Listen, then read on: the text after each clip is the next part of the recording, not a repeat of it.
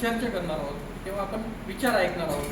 हे जे काही माझं व्याख्यान आहे हे अनेक संत महंत, शूरवीर, थोर समाजसुधारक आणि नावाजलेले काही वक्ते यांचं विचारांचं सारग्रहण आपण या ठिकाणी करणार आहोत. त्याचं अवलोकन, त्याचं मूल्यांकन आपण केलेलं आहे, हे तुमच्या समोर मांडण्याचा हा प्रयत्न आहे. तर सर्वप्रथम तर आपल्या सर्वांचं मी या सत्रामध्ये सहर्ष स्वागत करत आहे आणि सर्वांना एक नम्र विनंती करतो की आपण हे आता 1 ते 1.5 तास, 1 सव्वा तास आपले जे काही विचार प्रणाली आहे, आज आपण सगळ्यात मुख्य विषय म्हणजे थॉट प्रोसेस, विचार, या विचारावरती आपण विचार करणार आहोत. त्याचप्रमाणे आपल्या जीवनाकडे बघण्याचा दृष्टिकोन, ॲटिट्यूड, यावरती आपण विचार करणार आहोत. आणि व्यक्तिमत्व विकास, आयुष्यभरात माणूस हा मरेपर्यंत शिकत असतो. त्यामुळं आपण ही काही शिकण्याची प्रक्रिया आहे ही अविरत चालू असते. मग व्यक्तिमत्व विकास, आत्ता तुम्ही जे काही अचिव्हमेंट केलेले आहे यापासून पुढे तुम्हाला हा व्यक्तिमत्व विकासाचा जो काही अभ्यास आहे हा उपयुक्त पडणार आहे. सर्वप्रथम तर पुनश्च विनंती असेल की आपले विचार लॉक करा.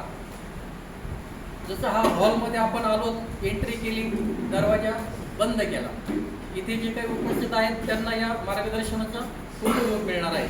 तसं आपण इथे शरीराने केवळ न बसता आपले विचार एक कॉन्सन्ट्रेट करावेत या व्याख्यानाकडं.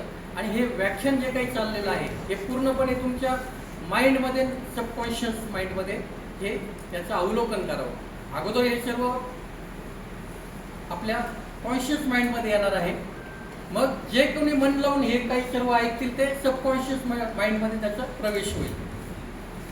तर आपण जीवन जगत असताना आपण बघतोय आता सध्या सरांनी खूप थोडक्यात पण मार्मिक शब्दामध्ये जीवनाविषयी आपली संकल्पना व्यक्त केली, पॉझिटिव्ह ऑराविषयी बोलले. म्हणजे एका पॅरेग्राफमध्ये त्यांनी माझं बरेचसं भाषण कव्हर केलेलं आहे. म्हणजे इतकं डीपमध्ये त्यांनी छानपैकी थोडक्यात माहिती दिलेली आहे.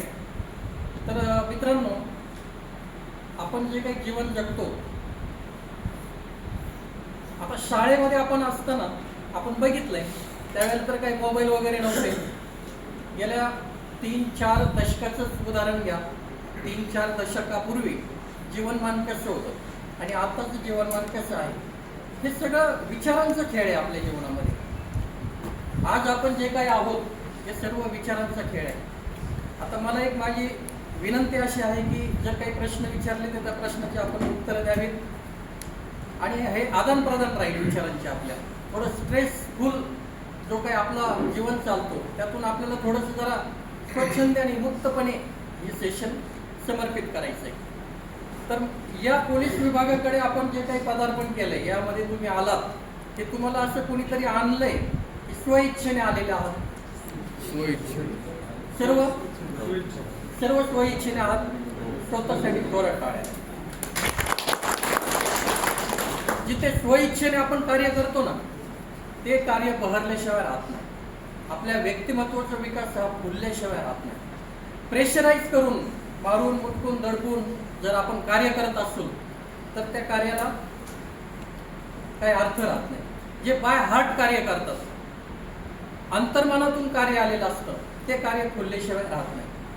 आपण ठरवलं असेल तुम्ही जीवनामध्ये आपल्याला हे मिळवायचं आहे आणि त्या दृष्टीने तुम्ही कार्य करत गेलात, म्हणून हे तुमचं आज एक मोठी अचिव्हमेंट आहे.